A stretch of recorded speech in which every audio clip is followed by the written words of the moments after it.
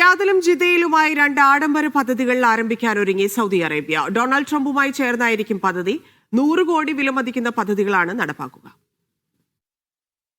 Trump Organization, Saudi real estate developer Dar Al Arkan എന്നിവയുടെ സഹകരണത്തോടെയായിരിക്കും പദ്ധതി.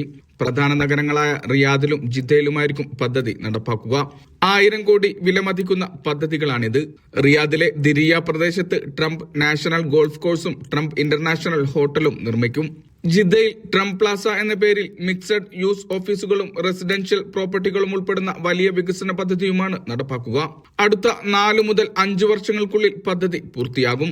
നേരിട്ടുള്ള വിദേശ നിക്ഷേപം ആകർഷിക്കുകയാണ് പദ്ധതിയുടെ പ്രധാന ലക്ഷ്യം. ഈ മാസം മുതൽ സൗദി അറേബ്യയിൽ നിയുക്ത പ്രദേശങ്ങളിൽ വിദേശികൾക്ക് ആദ്യമായി സ്വത്ത് ഉടമസ്ഥാവകാശം അനുവദിക്കാനുള്ള പദ്ധതിയും പ്രഖ്യാപിച്ചിട്ടുണ്ട്. Vishal Cherpulassery, media 1, Riyadh.